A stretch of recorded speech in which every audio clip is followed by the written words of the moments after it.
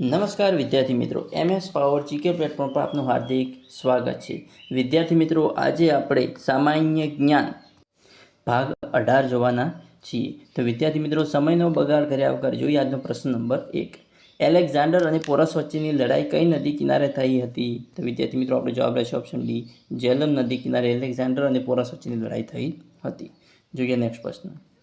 પ્રખ્યાત વોઠાના મેળાની જગ્યા પર કેટલી નદીઓનો સંગમ થાય છે? તો વિદ્યાર્થી મિત્રો, આપણો જવાબ રહેશે ઓપ્શન બી, 7. વિદ્યાર્થી મિત્રો, આજનો પ્રશ્ન તમારા માટે કે વોઠાનો મેળો કઈ જગ્યાએ ભરાય છે? વિદ્યાર્થી મિત્રો, આનો જવાબ તમારે કમેન્ટ બોક્સમાં આપવાનો છે અને જવાબ આપનાર વ્યક્તિએ તેનું નામ અને જવાબ બંને સાથે લખવાનું રહેશે. જે સાચો જવાબ આપનાર વ્યક્તિનું નામ કાલના વિડીયોમાં જાહેર કરીશું. જોઈએ નેક્સ્ટ પ્રશ્ન. જન્મભૂમિ પ્રવાસીના તંત્રી તરીકે કોણે પોતાનું યોગદાન આપ્યું છે? જન્મભૂમિ પ્રવાસીના તંત્રી તરીકે કોણે પોતાનું યોગદાન આપ્યું છે? તો વિદ્યાર્થી મિત્રો, આપણો જવાબ આવશે ઓપ્શન બી, હરીન્દ્ર દવે પોતાનું યોગદાન આપ્યું છે. કોણે આપ્યું છે? હરીન્દ્ર દવે. જોઈએ નેક્સ્ટ પ્રશ્ન. ગુજરાતી ભાષાની સૌપ્રથમ જાનપદી નવલકથા કઈ છે? તો વિદ્યાર્થી મિત્રો, આપણો જવાબ રહેશે ઓપ્શન બી, સોરઠ તારા વહેતા પાણી. સોરઠ તારા વહેતા પાણી ગુજરાતી ભાષાની સૌપ્રથમ જાનપદી નવલકથા. જોઈએ નેક્સ્ટ પ્રશ્ન. ગુજરાતી સાહિત્યમાં પ્રયોગવીરનું બિરુદ કોને આપવામાં આવ્યું છે? ગુજરાતી સાહિત્યમાં પ્રયોગવીરનું બિરુદ કોને આપવામાં આવ્યું છે? વિદ્યાર્થી મિત્રો, આપણો જવાબ રહેશે ઓપ્શન ડી, બકા ઠાકોરને પ્રયોગવીરનું બિરુદ આપવામાં આવ્યું છે. જોઈએ નેક્સ્ટ પ્રશ્ન. કયો વિકલ્પ સાચો નથી?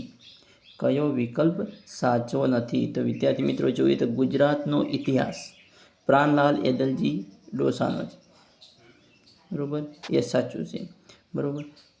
મારી હકીકત એ કૃતિ કોની છે? નર્મદની છે. અને કાન્હડ એ કોની છે? પદ્મનાભની. તો વિદ્યાર્થી મિત્રો, લક્ષ્મી એ ખબરદારની નથી, એટલે આપણો જવાબ રહેશે ઓપ્શન ડી, લક્ષ્મી ખબરદાર. તો વિદ્યાર્થી મિત્રો, લક્ષ્મી કૃતિ કોની છે? તો લક્ષ્મી કૃતિ વિદ્યાર્થી મિત્રો દલપતરામની છે. કોની છે? દલપતરામની છે. લક્ષ્મી કૃતિ કોની છે? દલપતરામની છે. જોઈએ નેક્સ્ટ પ્રશ્ન. શ્યામજી કૃષ્ણ વર્મા રાષ્ટ્રીય પુરુષના જીવન ચરિત્રના લેખકનું નામ જણાવો. તો શ્યામજી કૃષ્ણ વર્મા રાષ્ટ્રીય પુરુષના જીવન ચરિત્ર લેખકનું નામ છે અમૃત મોદી. ઓપ્શન એ આપણો સાચો રહેશે, અમૃત મોદી. નેક્સ્ટ પ્રશ્ન. કયું તખલ્લુસ ખોટું છે? કયું તખલ્લુસ એટલે કે કોનું તખલ્લુસ ખોટું છે? તો વિદ્યાર્થી મિત્રો, જોઈએ તો બેકાર ઇબ્રાહિમ પટેલનું તખલ્લુસ છે, એ સાચું છે. જ્યારે જય ભીખુ એ બાલાભાઈ દેસાઈ, એ પણ સાચું છે. પ્રિયદર્શી મધુસૂદન પારેખ, એ પણ રાઈટ છે. તો બેફામ અબ્બાસ અબ્દુલ વાસીદનું તખલ્લુસ નથી. બેફામ કોનું છે? તો બરકત અલી વિરાણીનું છે. એટલે આપણો જવાબ રહેશે ઓપ્શન બી. બેફામ તખલ્લુસ કોનું છે? બરકત અલી વિરાણીનું છે. જોઈએ નેક્સ્ટ પ્રશ્ન. તણખા મંડળનો સાહિત્ય પ્રકાર કયો છે?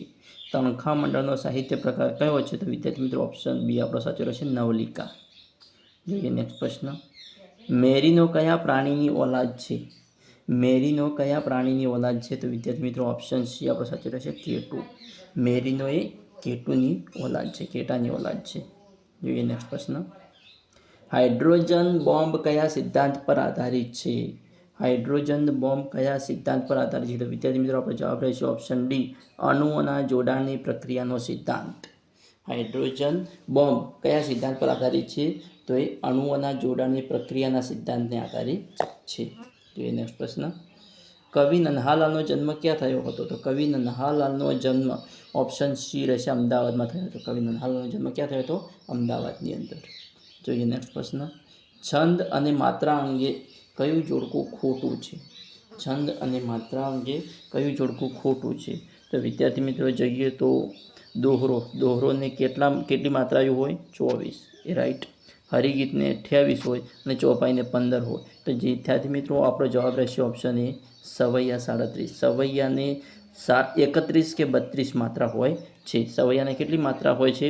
31 અથવા 32. સવૈયાને 31 અથવા 32 માત્રા હોય છે. જોઈએ નેક્સ્ટ પ્રશ્ન. અંગૂઠા પાસેની આંગળી શબ્દ સમૂહ આપો. અંગૂઠા પાસેની આંગળી શબ્દ સમૂહ એટલે વિદ્યાર્થી મિત્રો, આપણો ઓપ્શન બી, તર્જની. અંગૂઠા પાસેની આંગળી એટલે તર્જની. જોઈએ નેક્સ્ટ પ્રશ્ન. છે ગરીબોના કૂબામાં તેલ ટીમ્પુઈ દોહ્યું પંક્તિના રચયિતા કોણ છે? વિદ્યાર્થી મિત્રો આપણો જવાબ રહેશે ઓપ્શન એ કરસનદાસ માણેક. છે ગરીબોના કુબામાં તેલ ટીમ્પુઈ દોહ્યું પંક્તિના રચયિતા કોણ છે? કરસનદાસ માણેક. જોઈએ નેક્સ્ટ પ્રશ્ન. ISPનું પૂરું નામ જણાવો. ISPનું પૂરું નામ જણાવો. તો વિદ્યાર્થી મિત્રો આપણો જવાબ રહેશે option B internet service provider. Internet service provider એ આપણો જવાબ રહેશે. જોઈએ નેક્સ્ટ પ્રશ્ન. Student startup and innovation policy જાહેર કરનાર દેશનું પ્રથમ રાજ્ય કયું છે? Student startup and innovation policy જાહેર કરનાર દેશનું પ્રથમ રાજ્ય કયું છે? તો વિદ્યાર્થી મિત્રો જવાબ આવશે option B Gujarat. Student startup and innovation policy જાહેર કરનાર દેશનું પ્રથમ રાજ્ય ગુજરાત છે. જોઈએ નેક્સ્ટ પ્રશ્ન. ઇલેક્ટ્રોમીટર જે દૂધની શુદ્ધતા માપવા માટે કામ આવે છે. લેક્ટોમીટરનો ઉપયોગ દૂધની શુદ્ધતા માપવા માટે થાય છે. તો રિક્ટર સ્કેલનો ઉપયોગ શું છે? લેક્ટોમીટરનો ઉપયોગ દૂધની શુદ્ધતા માપવા માટે થાય છે. તો રિક્ટર સ્કેલનો ઉપયોગ શાના માટે થાય છે? તો વિદ્યાર્થી મિત્રો આપણો જવાબ રહેશે ઓપ્શન બી ભૂકંપની તીવ્રતા માપવા માટે રિક્ટર સ્કેલનો ઉપયોગ થાય છે. રિક્ટર સ્કેલનો ઉપયોગ ભૂકંપની તીવ્રતા માપવા માટે થાય છે. જોઈએ નેક્સ્ટ પ્રશ્ન. દિલ્હીની ગાદી પર રાજ કરનાર છેલ્લો રાજપૂત રાજા કોણ હતો? દિલ્હીની ગાદી પર રાજ કરનાર છેલ્લો રાજપૂત રાજા કોણ હતો? તો વિદ્યાર્થી મિત્રો આપણો જવાબ આવશે ઓપ્શન એ પૃથ્વીરાજ ચૌહાણ. કોણ હતા? પૃથ્વીરાજ ચૌહાણ દિલ્હીની ગાદી પર રાજ કરનાર છેલ્લો રાજપૂત રાજા હતો. જોઈએ નેક્સ્ટ પ્રશ્ન. ગિરનારનો શિલાલેખ ઉકેલનાર મહાનુભાવ કોણ હતા? ગિરનારનો શિલાલેખ ઉકેલનાર મહાનુભાવ કોણ હતા? વિદ્યાર્થી મિત્રો આપણો જવાબ રહેશે ભગવાન ઇન્દ્રજી. ઓપ્શન બી ભગવાન ઇન્દ્રજીએ ગિરનારના શિલાલેખ ઉકેલ્યો હતો. જોઈએ નેક્સ્ટ પ્રશ્ન. ભવાની મંદિર પુસ્તકનો ગુજરાતી અનુવાદ કોણે કર્યો? ભવાની મંદિર પુસ્તકનો ગુજરાતી અનુવાદ કોણે કર્યો? તો વિદ્યાર્થી મિત્રો આપણે જવાબ છે ઓપ્શન ડી નરસિંહ પટેલ. નરસિંહ પટેલે કર્યો હતો. જોઈએ નેક્સ્ટ. ભારતમાં સૌપ્રથમ સુપ્રીમ કોર્ટની સ્થાપના ક્યાં થઈ હતી? ભારતમાં સૌપ્રથમ સુપ્રીમ કોર્ટની સ્થાપના ચોથી હતી. વિદ્યાર્થી મિત્રો આપણે જવાબ છે ઓપ્શન એ કલકત્તાની અંદર થઈ હતી. નેક્સ્ટ પ્રશ્ન. અમદાવાદ મ્યુનિસિપલ કોર્પોરેશનના સર્વપ્રથમ પ્રમુખ બન્યા હોવાનું જેમને સન્માન મળ્યું તે મહાનુભાવ છે ખાલ. તો વિદ્યાર્થી મિત્રો આપણો જવાબ રહેશે ચિમનુભાઈ ચિમનલાલ શેઠ. અમદાવાદ મ્યુનિસિપલ કોર્પોરેશનના સર્વપ્રથમ પ્રમુખ કોણ બન્યા હતા? ચિનુભાઈ ચિમનલાલ શેઠ. જોઈએ નેક્સ્ટ પ્રશ્ન.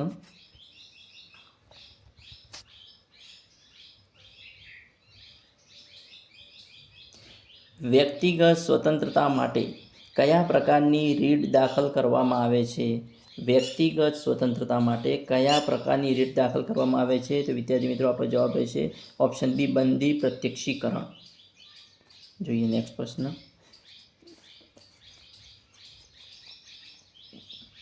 લોકોના ધનનો સંરક્ષક કોણ કહેવાય છે?